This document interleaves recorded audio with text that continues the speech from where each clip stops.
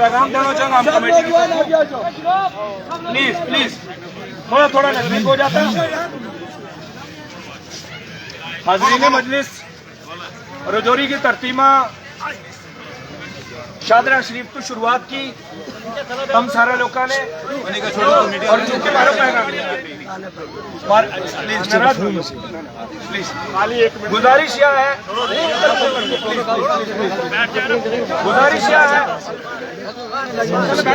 नाराज होने की कोई गल नहीं, महाराज अच्छी खुदा का फजल ना गोदरी कोई नहीं बोलता, लेकिन पैगाम खैर गुजरा नहीं देना है इस वास्ते उर्दू में गलबात करनी है इंशाल्लाह। इस वास्ते गुजारिश यह है कि उर्दू में इंशाल्लाह थोड़ी जो पैगाम दूंगा, लंबी चौड़ी तकरीर नहीं करनी, तुम बहुत थक गया, तुमने वापस जाना है। दो चार जी गल करनी है इंपॉर्टेंट पे जरूर याद रखो। तो सब बुजुर्गों और नौजवान साथियों, आज अल्हम्दुलिल्लाह हमारा 16वां दिन है रजौरी के डाक बंगला के बिल्कुल नजदीक ये डाक बंगला, ये शायद उसके अंदर ये प्रोग्राम इतना बड़ा हजूम देख के अब सरकार को समझ आ चुकी है कि सरकार को जो हम बार बार कहते थे कि सरकार को मिसगाइड किया गया है। सरकार का कोई कसूर नहीं है, बिल्कुल नहीं है। अगर जम्मू कश्मीर के अंदर सबसे ज्यादा सरकार के खिलाफ कोई बोलने वाला है तो ये आपका नौजवान सामने खड़ा है। लेकिन बता दीजिए एक स्टेटमेंट, जब से गुजर बकरवाल ज्वाइंट एक्शन कमेटी बनी है हमने सरकार के खिलाफ एक बात भी नहीं की। क्यों नहीं की? इसलिए नहीं की कि हमें पता है सरकार को गुमराह किया गया है, हमने सरकार की वो गुमराही खत्म करनी है। सरकार को यह तासर दिया गया था कि शेड्यूल ट्राइब, खासकर ट्राइबल कम्युनिटीज, इस पे कोई बात नहीं करेगी।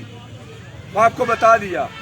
मेरे नौजवान साथियों, मैं आपसे गुजारिश करता हूं, एक गुजारिश है मेरी आपसे, खुदा का वास्ता इस कौम को जलसों से निकालो बाहर।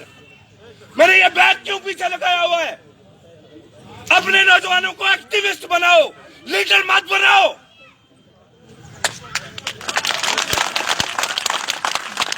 इंदिरा गांधी से लेकर आज के दिन तक सिर्फ इसको हमने जलसे किए और लीडरों को उठा उठा के हार डाले हैं। बिल्कुल, तभी आज हमारा ये हाल है। नौजवानों, तकबरी छोड़ो। किस बात की तकबरी है? अरे क्या तकबरी करेंगे हम? मेरे ये कपड़े पहने में किसी के दिए हुए हैं, मेरे लीडरों को शर्म आती होगी ये बात सुन के। ये मैंने बैग इसलिए उठाया हुआ है कि ये पैदल मार्च है। पूरे हिंदुस्तान में ट्राइबल का हाल देखो। आपके हकों पे सियासी वजूहात की वजह से अपर कास्ट को डाला जा रहा है, शामिल किया जा रहा है, और हम किसी बात की तकबरी करेंगे? खुदा का वास्ता नौजवानों, छोड़ दो। अगर कोई जहन में कोई बात है, निकलो इन सब चीजों से बाहर। मेरे भाई शाहिद ने कहा कि आज पहली बार ये कौम जलसों को छोड़ के सड़कों पे आई है। आप मुझे बताइए, जलसों से किस कौम की किस्मत बदली है? इस हिंदुस्तान के अंदर 3% ब्राह्मणों की आबादी है। मनुस्मृति कहती है कि यज्ञ करना और यज्ञ करवाना ब्राह्मण का कर्तव्य है, यानी कि नॉलेज पे उनका कंट्रोल है। बताइए कितने जलसों में आके बैठे होते हैं? कभी देखा किसी ब्राह्मण को? जब ब्राह्मण आते हैं डायरेक्ट डिप्टी चीफ मिनिस्टर आते हैं। क्या नाम था आजाद साहब की सरकार में, मुफ्ती साहब की सरकार, डायरेक्ट डिप्टी चीफ मिनिस्टर आते हैं। हिंदुस्तान में 14 chief justice of supreme court बने, 11 ब्राह्मण थे। जलसों में नहीं जाते, वो जो एक आदमी आगे होता है उसके पीछे चलते हैं, वो जलसों में नहीं जाते। हमारी और आपकी तरह जिसने किसी को बोल दिया चौधरी साहब बड़ा सोना बोला, 2 महीने तक उसकी फूक ही नहीं उतरती। यार क्या जुल्म है? बिल्कुल। हमारी हालत क्या है? किस चीज की तकबरी है? खुदा का वास्ता है, सोच के नाखून लो। रजौरी वाले लीडरों को दरबार साहब की जिम्मेवारी बनती है। हमारे लीडर दरबार चौधरी साहब हैं, हमारे लीडर खालिद साहब हैं, हमारे लीडर जो हाजी साहब ने परसों हमारा साथ, कल से हमारे साथ चल रहे हैं, हमारे लीडर ये नौजवान है। आप आगे बढ़िए। सरपंच साहब है, रफाकत एजाज, जाहिद चौधरी है, गुफ्तार चौधरी है, ये रईस भाई है, जितने भी ये मेरे भाई हमारे साथ में खड़े हैं, ये इरफान है, ये लीडर हैं कौम के। लीडर, इस चीज को खत्म करो कि एक लीडर आएगा उसकी गाड़ी खोलेगा, ड्राइवर होगा उसका, 2 बॉडीगार्ड होंगे। लानत है ये, लानत। ये कोई सियासत नहीं। हुजूर पाक सल्लल्लाहु अलैहि वसल्लम के साथ कितने बॉडी गार्ड थे बताओ मुझे, कितने ड्राइवर थे उनके साथ, चलते थे नंगे पांव के नहीं चलते थे। सहाबा हजरत अमीर अल मोमिनीन फारूक आजम रज़ियल्लाहु तआला अन्हु को पढ़ो। हम में और उन लोगों में फर्क ये है, अपर कास्ट में और हम में, जो दावा करते हैं रसूल पाक सल्लल्लाहु अलैहि वसल्लम के खानदान का, नाचना नहीं चाहिए उनको। हम किसी भी दरगाह पे जाते हैं तो दुआ मांगते हैं। हम हुजूर पाक सल्लल्लाहु अलैहि वसल्लम के असल शहदाई हैं। मैं आखिर में आपसे गुजारिश करना चाहता हूं कि जनाब एक चीज को पल्ले बांध लीजिए। मैं इस आज के सैलाब के सबसे आखिर में पैदल चल रहा था, वहां पे मीडिया वाले तौसीफ भाई हमारे साथ पहले दिन से चल रहे हैं। तौसीफ राथर हमारी कोई बात नहीं कर रहा था, तौसीफ भाई है, ये हमसे ज्यादा पैदल चले आप लोगों के लिए। हम सीधा सीधा चलते हैं, ये उल्टा भी चलते हैं क्योंकि कवर करना है। प्राइम पोस्ट की सपोर्ट करो मेरे भाइयों प्लीज। एक गुजारिश है, मैंने सुना कि एक भाई हम में से ही बोल रहे थे, क्या बोल रहे थे कि हाँ जनाब हमारे 10% को ना छेड़ा जाए, उसके बाद जिसको जो देना है देते रहो। तो फिर हम पागल हैं क्या? फिर ये नौजवानों के पैरों में छाले क्यों पड़ गए? मेरे पैर क्यों सूज गए? मैं क्यों तकरीर नहीं कर पा रहा हूं? मैं अच्छी तकरीर कर लेता हूं, क्यों नहीं कर पा रहा हूं? फिर लड़ क्यों रहे हम? सीधी और साफ बात है जो शाहिद ने कही, 1 पॉइंट सिंगल एजेंडा। जो लुकुर कमेटी हमने नहीं बनाई, आपने बनाई थी।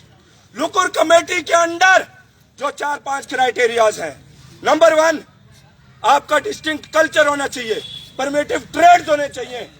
तीसरे नंबर पे ज्योग्राफिकल आइसोलेशन होनी चाहिए। चौथे नंबर पे आपके कम्युनिटी के अंदर शाइनेस होनी चाहिए, जिसकी बात अभी यासीन साहब ने की कश्मीर के गुजरों की। और 5वें नंबर पे बैकवर्डनेस होनी चाहिए। बैकवर्डनेस का हाल ये है, नौजवानों को पढ़ना चाहिए। टाइम्स ऑफ इंडिया का सर्वे 2011 का चेक कर लें, गूगल कर लें। हिंदुस्तान, जम्मू कश्मीर नहीं, जम्मू कश्मीर 370 से पहले का 12 ट्राइब रिकॉग्नाइज्ड थे, उनमें से नहीं। पूरे हिंदुस्तान में कुछ 100 ट्राइब रिकॉग्नाइज्ड है, उनमें से सबसे कम पढ़ा लिखा ट्राइब ये बैठा हुआ है, जिनके लीडर आज ये सोचते हैं कि हम तूफान लीडर बन गए। 2% पढ़े हुए पूरे हिंदुस्तान में, सबसे कम पढ़े लिखे हम। यार हमारे मुझसे पूछा कुछ लोगों ने, हालांकि मैं मीडिया पे बहुत कम बात करता हूं, मुझसे पूछा मीडिया वालों ने, भाई आप बताइए क्रीमिलियर। मैंने कहा रामनंदन कमेटी को पढ़ो। मैंने बनाई है क्या? वो किस लिए बनाई थी कि जितनी रिजर्व कैटेगरीज हैं उनके अंदर जितने भी क्रीमिलियर हैं उनको निकालो। हमने कहा निकालो, हम इस सपोर्ट में क्रीमिलियर को निकालो, लेकिन क्रीमिलियर पहले दिखाओ तो सही है कौन। आईएएस बन गए, क्रीमिलियर नहीं होता वो। आईएएस नौकर होता है, लीड नहीं, सरकारी नौकरी करता है, वन टाइम बेनिफिशियरी है वो। डॉक्टर बन गया, क्रीमिलियर थोड़ी है वो, वन टाइम बेनिफिशियरी। तो क्रीमिलियर, जबकि तीसरी बड़ी इंडस्ट्री हम चला रहे हैं। दूध हम देते हैं गुप्ता जी को, सुबह सुबह जम्मू में, कठुआ अखनूर दूर दूर से लाके 35 रुपए किलो में, 75 में गुप्ता जी बेचते हैं। हमारा कोई मिल्क प्लांट है क्या? नहीं है। ऊन देते हैं हम 20 रुपए किलो, मिट्टी के मोल पे। क्या हालत है? कोई हमारा वूल प्रोडक्ट है तो बता दो हम क्रीमिलियर है। मीट प्रोड्यूस करते हैं, कोई है हमारा प्रोडक्ट तो पकड़ लो। इसलिए ये लड़ाई आपकी है, आपके बच्चों की है। ना सोचें कि ये लोग लीड कर रहे हैं, हम मजबूरी के मारे हुए आए हैं। जब तक मैं भी एक सियासी पार्टी के साथ था, आज नहीं हूं, इस मूवमेंट का हिस्सा हूं, लेकिन जब तक मैंने शीतल नंदा का वो ऑर्डर नहीं देखा जिसमें गद्दा ब्राह्मण, जिसमें राजपूत, जिसमें सैयद, वो लोगों को ऐड नहीं किया, तब तक मैंने कोई हरकत नहीं की। लेकिन मेरी आपसे गुजारिश है, आखिरी गुजारिश, ये ना बोलें स्टेज पे कि पहाड़ियों ने हम पे जुल्म किया, हुकूमतें की। जिसको मौका मिलता है वो हुकूमतें करता है। आज पहाड़ियों का हाथ पकड़ने की जरूरत है। उनके विचारों के साथ सबसे बड़ा धोखा हो रहा है। हमारे साथ तो हो ही गया, उनके साथ खेला हो रहा है बहुत बड़ा। इस खेल को समझिए, पहाड़ी भाइयों को बताइए। आखिरी एग्जांपल दे रहा हूं मैं आपको, पहाड़ी भाइयों से बताइए,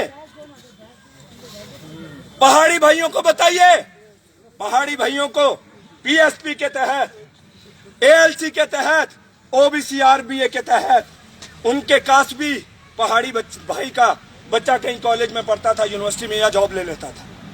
अरे मोची बेचारे जो गरीब मोची है उसका बच्चा कहीं एडजस्ट होता था। पीएसपी, एएलसी, आरबी और 2-3 जो चीजें मैंने बताई उनके तहत कास्बी, मोची, तरखान, लोहार, ये जितने गरीब, सैयद में से भी जो गरीब था उसको भी मौका मिलता था, ब्राह्मण में से गरीब, राजपूत, मिर्जा, जलाल में से भी गरीब, उसको भी मौका मिलता था। तो एक कैंपेन की गई कि गुजरों से तुम मुकाबला नहीं कर सकते। ठीक है, मान लेते हैं गुजरों से मुकाबला नहीं कर लेते, हालांकि हमारे आईएएस में से ज्यादातर ओपन में आए हैं। ठीक है, मान लिया। हमसे जब मुकाबला नहीं करते थे तो फिर हमदर्दी करनी थी ना पहाड़ियों से। फिर गुजरों के साथ फिर से मुकाबले में ला खड़ा किया शेड्यूल ट्राइब में। और बख्शी नगर के बच्चे से कैसे मुकाबला करेगा एक कास्बी पहाड़ पे रहने वाले का बच्चा, एक मोची का बच्चा पुंछ और रजौरी के शहर के बच्चों से कैसे मुकाबला करेगा, गद्दा ब्राह्मण बरी के हैं उनसे कैसे मुकाबला करेगा। अरे वो जो लोग हैं हमारे बुरे, ये क्या नाम लेते हैं, पाडर के, वो बेशुमार लोग दिल्ली के अंदर पढ़ते हैं, उनसे आपके कास्बी, मोची और लोहार तरखान के बच्चे का कैसे मुकाबला करवाओगे। गुजरों बेचारों को छोड़ दो आप। इसलिए हम सीधा ही मुकाबले से बाहर हैं।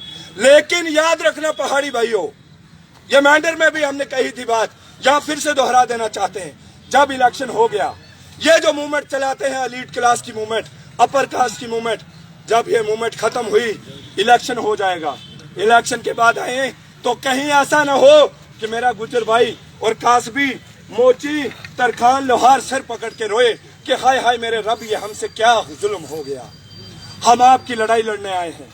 पहाड़ी भाइयों से गुजारिश करें कि ये कौम आपकी लड़ाई लड़ना चाहती है, अपना हम लड़ लेंगे इंशाल्लाह। इतने गुर्दे हैं हम पे, हम अपना नहीं लेने देंगे, मैं गारंटी दे रहा हूं आपको इंशाल्लाह। आखिरी बात याद रखना, तैयार हो जाओ, बैग पैक कर लो अपने। बुरा लगेगा आपको सुन के, लेकिन मैंने पहले दिन से ही कपड़े पहने।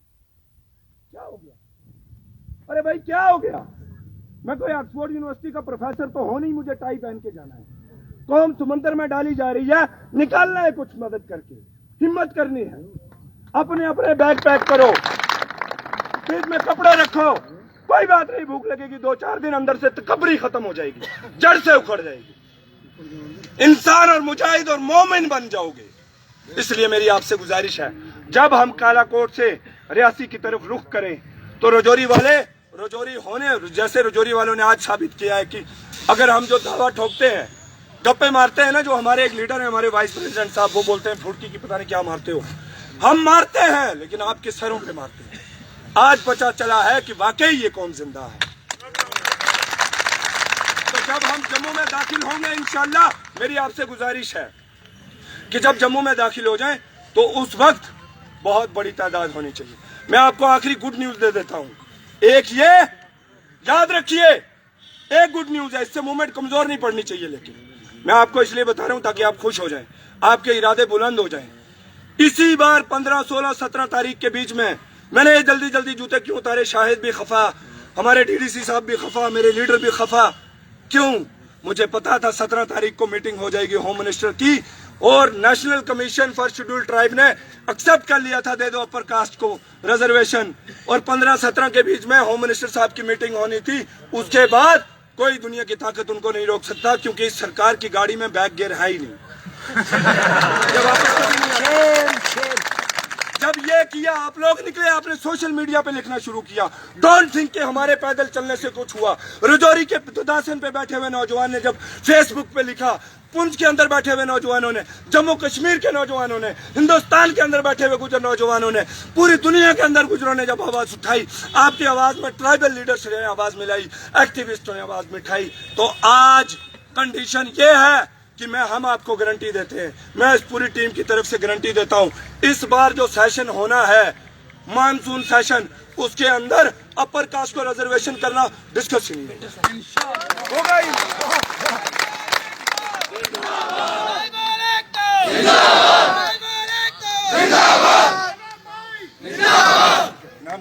इसलिए मेरी आपसे गुजारिश है, एक लड़ाई आप जीत चुके हैं, अगली लड़ाई जब तक गवर्नमेंट क्लियर नहीं करती कि शेड्यूल ट्राइब के अंदर कोई गैर शेड्यूल ट्राइब दाखिल नहीं होगा, हम लड़ते रहेंगे चाहे मर के। ठीक है भाइयों। आखिर में एक दो मैं नारे लगाऊंगा। गुफ्तार साहब को देख के आज मेरा भी दिल कर रहा है। आखिर में नारे, उसके बाद प्रेसिडेंट साहब बोलेंगे, आपने नारों का जवाब देना है, तालियां हो जाए। ठीक है भाइयों? अरे आबाद दो। मैं बोलूंगा लड़ेंगे, आपने बोलना है जीतेंगे। लड़ेंगे, जीतेंगे। आप सबने बोलना है रोल बैक, रोल बैक। ठीक है? GD Sharma commission report, roll back, roll back. GD Sharma commission report, roll back, roll back. Roll back, roll back, roll back, roll back, roll back, roll back, roll back, roll back, roll back, roll back, roll back, roll back, roll back, roll back. मैं भी बोलूं roll back, roll back, roll back. अरे मैं भी बोलूं roll back, roll back, roll back. अरे तू भी बोला roll back, roll back, roll back, roll back. बहुत बहुत शुक्रिया आप साथियों का। और अल्लाह ने चाहा, ये आपसे आखिरी वादा करके जा रहे हैं, पूरी टीम। हम मर सकते हैं लेकिन 3 काम कभी नहीं करेंगे। ना डरेंगे, ना थकेंगे और ना झुकेंगे।